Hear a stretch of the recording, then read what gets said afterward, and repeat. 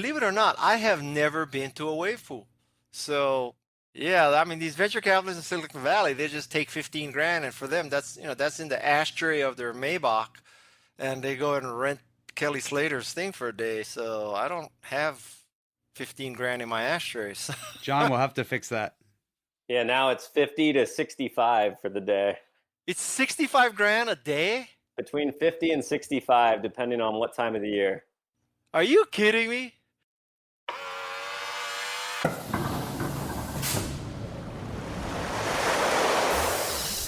Caught my first tube this morning. Sir. Welcome to Beyond the Ocean, the podcast exploring surf parks and the impact of technology on the future of surfing. We speak with technology leaders, investors, operators, and surfing legends to explore this exciting new movement. I'm your host, Chris Klusner. Hi, everyone. I'm Chris, and welcome to Beyond the Ocean. This is a brand new podcast series exploring the impact of surf parks and more generally technology on the future of surfing. I could think of no better first guest than Guy Kawasaki. Guy is a legendary technology leader. He worked at Apple and notoriously turned down a role from Steve Jobs in the heyday of Apple. He's written 15 books, including Art of the Start and Wise Guy. His TED Talk on innovation has more than 2 million views. His podcast, Remarkable People Podcast, has just amazing guests that have done great things. And so Guy knows a thing or two about big ideas and big movements. And that's what is happening in surf parks right now. We're joined on this episode by Mr. John Luff from Surf Park Central, which is the leading platform for connecting surf park enthusiasts, operators, and wave technology companies. They are the main sponsor for this new show. And we just have a great conversation with Guy about surfing. Guy is an avid surfer. He got into surfing at the ripe old age of 62. He surfs with his family, and he has a lot to share about why business people should get excited about surfing and the promise that surf parks hold. So without further ado, I bring you this wide-ranging conversation with Mr. Guy Kawasaki.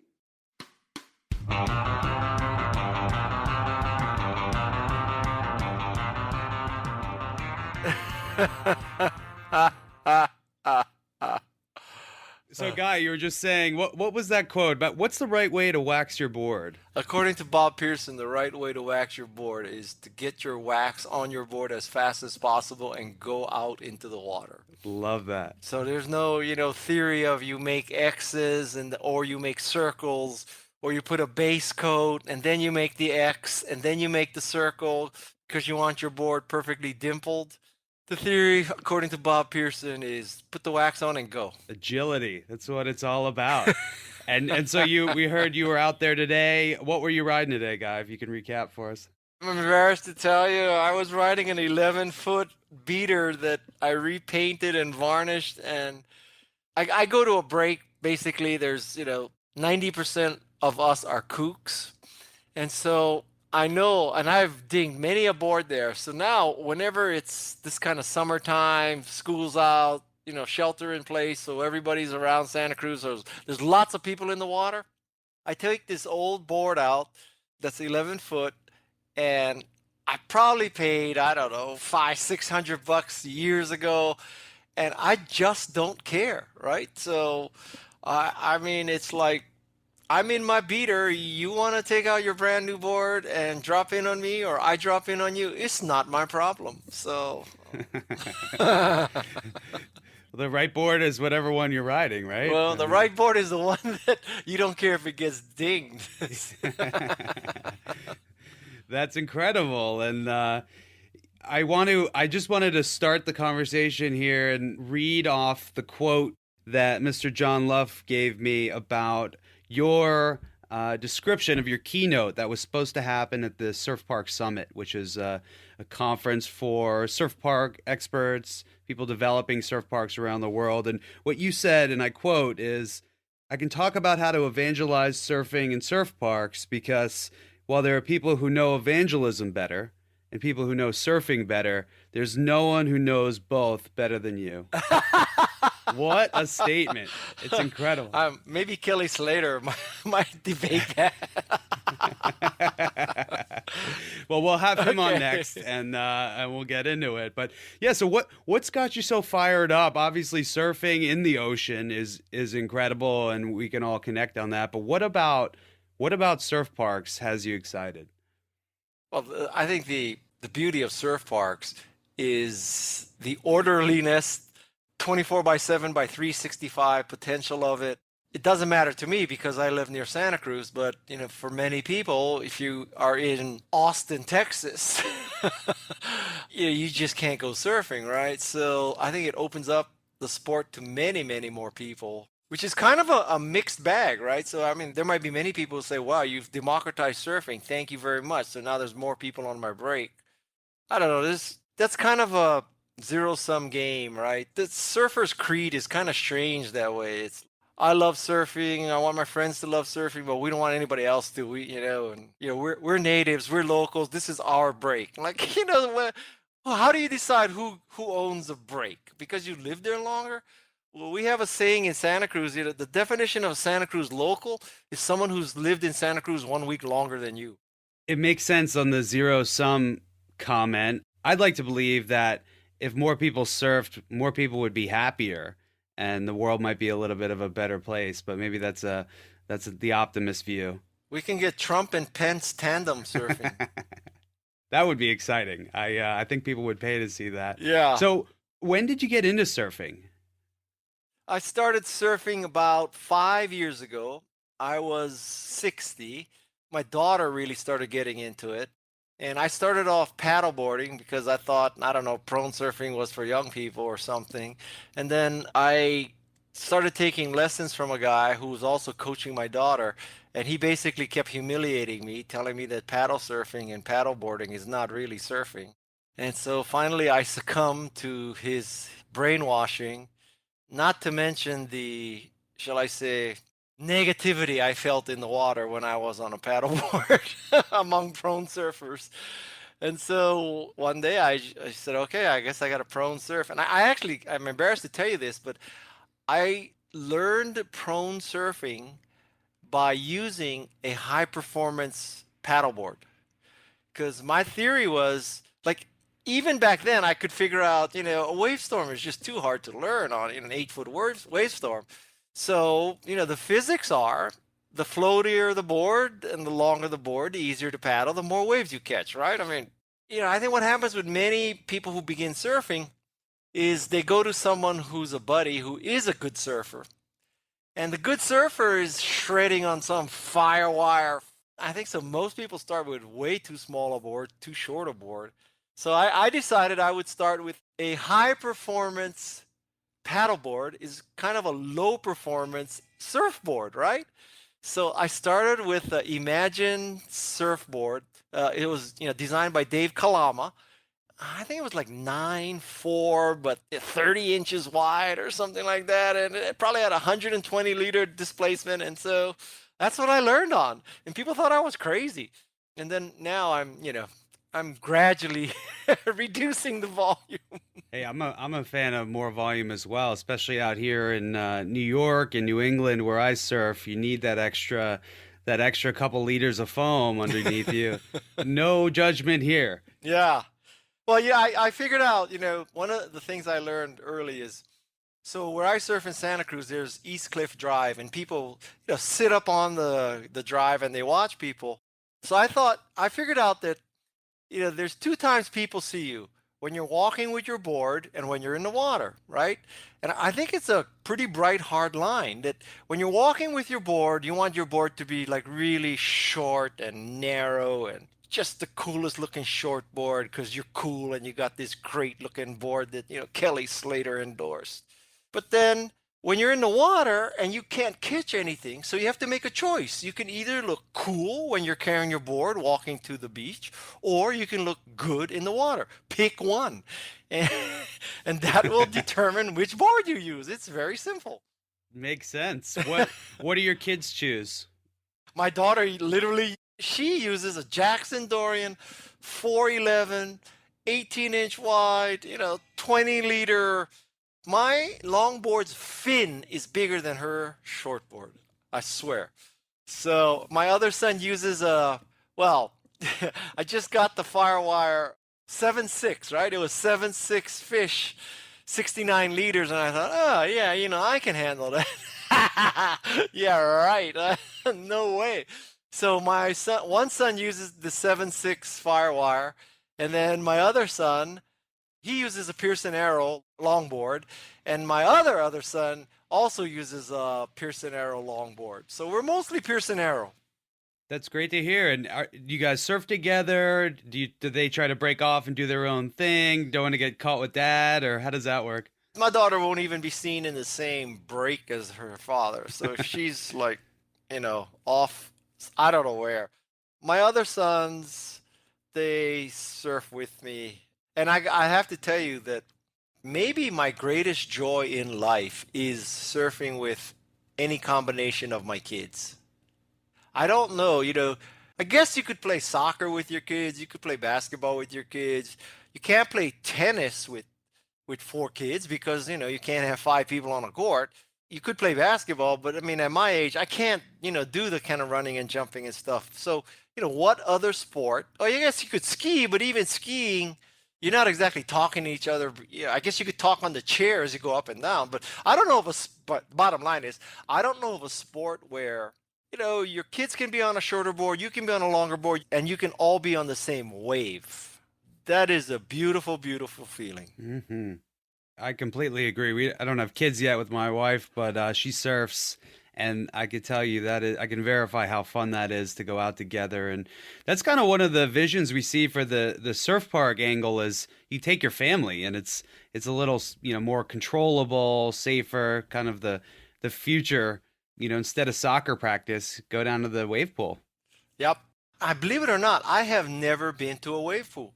So yeah, I mean, these venture capitalists in Silicon Valley, they just take 15 grand, and for them, that's in the ashtray of their Maybach, and they go and rent Kelly Slater's thing for a day. So I don't have 15 grand in my ashtrays. John, we'll have to fix that. Yeah, now it's 50 to 65 for the day. It's 65 grand a day? Between 50 and 65, depending on what time of the year. Are you kidding me? And how many waves is that in a day? Is it 24 hours or I mean? No, it's not 24 hours either. I mean, that's, you take a group of 10, 12 guys, maybe each of you will get, 10 to 12 waves. Well, I get 20 waves in Santa Cruz for free. I mean, oh my God. So you get, if you fall off a wave there, not only is it horrible. Yeah, you're looking at not only is 500 to 1,000 bucks. Exactly. That's like every wave you catch, you could buy a new board. Exactly. Wow. This is not exactly democratizing surfing. No, that's the far high end of the spectrum for sure. Then you go to places like Urban Surf, which is the new one in Melbourne, which I'm not sure you've seen, but it's the one where it looks like a steampunk thing where the thing plunges and boom, right?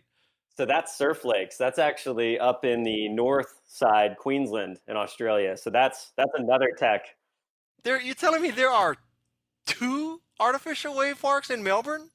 Well, in Australia. So there's one in Queensland. Yeah. So way up north. And that's the Surf Lakes one. That's like the Mad Max meets surf parks. Steam blowing off and dramatic plunger. And where's the other one? And the other one is in Melbourne. So the one in Melbourne's right next to the airport. So that one, they're pumping roughly 500 to 600 waves per hour.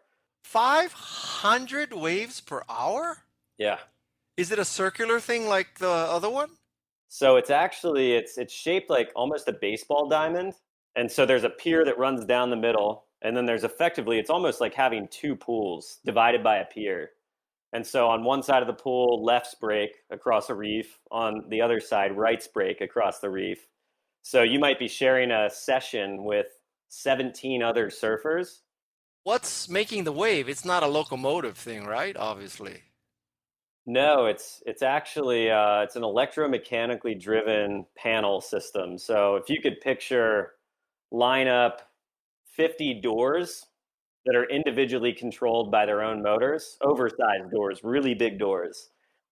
each one pushing water in sequence, which can be run in all kinds of different sequences. So take a keyboard on a piano and turn it up, and then you just play all these different sequences, which translates to all different types of waves, different peel angles. So like 17 people get in the water, a wave comes, next 17 get in the water, a wave comes. That's how it is? So say you've got 18 surfers on each side of a pier. And on one side of the pier, the left's break, on the other side, right's break. So on the left side, all the doors push, and off goes the first surfer. 8 seconds later, the next wave comes. 8 seconds later, the next wave comes.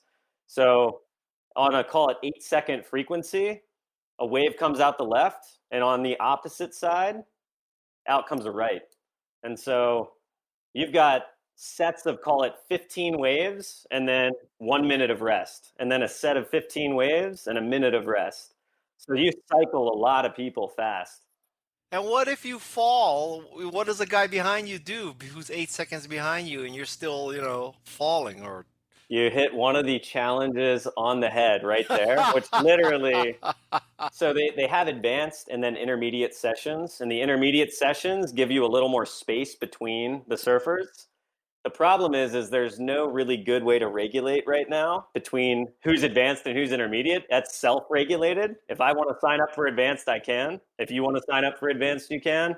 Well, you end up with beginners signing up for advanced, and say somebody does fall, well, the next person's got to dodge the person because there's nobody stopping them from going. well, that's like the real world. So. It is real world training right there. That's, And is it longboard, shortboard, whatever you want? Or... everything. Boogie boards, hand planing. So can you say, okay, so like I'm the fifth person in line, and I tell you, okay, I'm on the right side, so I want like a 2-foot wave. I mean, can you specify what wave you get? So they haven't gotten to, say, like the menu of waves yet, where you can pick within the session itself. But what they do have is if you hire it private in the morning or in the evening before they open to the public, then you get the menu. You want an airwave, we'll serve you airwaves. You want a little 2-foot perfect Malibu peeler that goes all the way to the beach, we'll give you that too. And how long is it to the beach? So if you rode one all the way to the beach, it's like close to the length of 2 football fields, 200 yards. 600 feet? Yeah, and it takes roughly 22 seconds to cover that distance. I've had 600-foot rides in Santa Cruz, so... Yeah. But have you had 30 of them in 2 hours? No. Well, I don't think I could paddle out 30 times in 2 hours. That's a whole different thing, right? So what, you get to the beach, you walk, you get back in line and go again? Yeah, well, and you actually paddle back out. So you do get the conditioning and wellness side of it. So there's actually some pools. So Disney, Typhoon Lagoon, it typically runs like a water park wave pool. But in the mornings and in the evenings, you can rent it out private. So $1,200 for 100 waves. And what city is that in? That's in Orlando. And that exists now? That exists now. It's actually existed since the late 80s. What? Yeah. No. Yeah, it's been around for a long time. And, wait, you can go surfing in Orlando? You can go surf in Orlando. No. It's not quite the Kelly pool though. It's it's a smaller wave, right? I mean, a little bit more longboard. Yeah, it's much focused. smaller, and it's more of what I'd consider a novelty surfing experience than it is a world-class surf experience. So one of the ways I look at some of these pools is they're better than, from just a pure wave quality perspective, they're better than nature most of the time. You're going to have a better wave riding experience most of the time in these pools. I'm not talking about the cohesive surf experience where there's dolphins in nature and everything that comes Sharks, with that. Yeah, sharks. Yeah, I'm sure that could be introduced, but that might be a little, not so PC. And where's the closest one to me other than the one that costs 50 grand a day?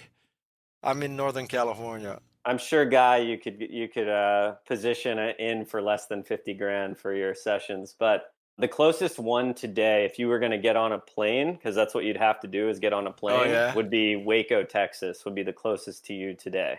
There's several in various stages of construction, and there's one I'm actually working on in Palm Desert. So fly into Palm Springs, that's a little easier than Waco. Better weather most of the time. I was going to ask about balance and not staying on your board, but figuring out you're a busy guy. How do you balance getting wave time and getting surf time with all the things you're working on with Mercedes, with Canva, with your book, with your podcasts? How do you approach that? Well, honestly, I'm at the tail end of my career, right? So it's not like I'm 30 and trying to suck up to be a product manager, manager, director working for a large Fortune 500 company. Now, in the pandemic in particular, yeah, everybody has a lot of free time. You know, everybody's getting 1 or 2 hours back a day of commuting time. Mostly I have to do podcast editing and social media and email, which I can do anywhere. And as I said, I'm at the end of my career, so it's not like I have to impress somebody working 60 hours because who am I trying to impress? So I surfed 3 hours this morning, and if it were up to me and there weren't so many people in the afternoon, I would probably do 2 2-hour sessions a day. I just happen to love surfing. I am so glad that I did not take up surfing when I was growing up in Hawaii because I don't think I would be where I am today if I had taken up surfing because I love surfing. Just I take a break from surfing to work. That's incredible. Maybe it's a good transition to your book, to Wise Guy, because that's where I've got it right here next to me. That's where you talk, you open the book with your Japanese heritage and growing up in Hawaii. And, what kind of impact did that have on, obviously a major impact. You talk about this in the book, but specifically your thinking now, how you approach relationship with your kids. What impact did that have on you? Well, and there was a tremendous impact because if you grow up in Hawaii, you never know a society that's not diverse, right? So, I mean, if I grew up in the deep South and I never saw a black or brown or yellow person till I was 18, that's one thing, but that's just not how Hawaii is. And people are particularly happy in Hawaii. I was definitely brought up with sort of kind of Japanese American perspective about honor and respecting your elders and having an obligation because you're fortunate and all those kinds of things and the value of education. So that has definitely formed my life. And similarly, your time in the jewelry business came up in the book, and you tied it a lot back to selling and put a lot of emphasis on sales skills in the book. Selling in the jewelry business is hand-to-hand combat, right? It's also all about trust because Oh yeah. at some level, maybe not so much in diamonds, but in gold, you just get the little stamp that says 18K. you know, you don't test every ring to see if it really is 18 karat, right? So that's one thing. And even in diamonds, when you buy a large parcel of 200, 5 pointers, I don't know if everybody looked at every 5 pointer to see, yeah, it's this color and this clarity. There's not a few, brown stones slipped in there in a packet of 350, 5 pointers. So, yeah, it was all about trust and it's all about sales because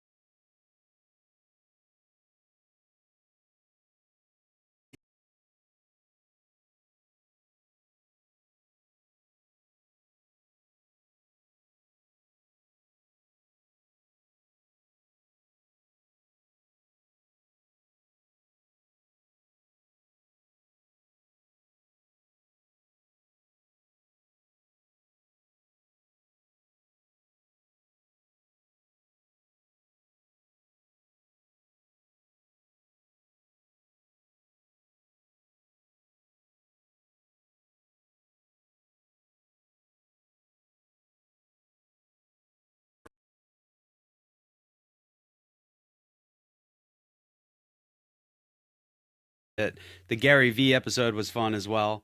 Yeah. Sean Thompson, tell you how lousy a surfer I was when I first met him because I didn't surf. He took me out and not even Sean Thompson could get me to stand on a board. I mean, that's how pathetic I was. I've gotten better. I can imagine. Yeah. And it sounds like you're loving it and it's so exciting. You can get out there with your family and all that. Maybe as a way to close up and bring it home, do you have anything you'd like to talk about or share with sort of the listeners here, or even a positive message you'd like to kind of get across to everyone? Well, I just think that I can't wait to try one of these parks. I hope I don't embarrass myself too much. When you start talking about 500 waves per hour, I mean, that's going to expand the surfing business. And I know a lot of surfers are going to hear that and say, that's the last thing in the world we want it to happen, right? I think it's good. I mean, we've got to keep the industry alive, right? So what you're telling me, you want as few surfers in the water as possible. So you want the business to die, and it's just you and your longboard, or you and your shortboard, and that's it. So that's one negative way. But the other thing is, just this, any surfer can tell you the sheer joy of surfing. And wouldn't you want more people to have that sheer joy? I mean, it is the most joy you can have legally in the world. I don't know any other way. I think that's a great way to bring it home. That's an awesome message. Thank you for your time, for doing this. Really appreciate it. Thank you so much. Have a great night. Thanks.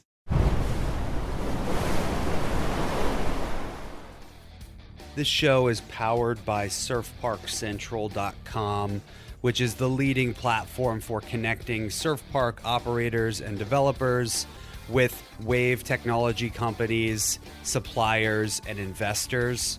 If you're a consumer, an enthusiast looking to break into the surf park industry, you can check out surfparkcentral.com/insiders to learn more about our exclusive program for events, conferences, and exclusive content to help you learn about the growing industry and the key players. Check it out, surfparkcentral.com.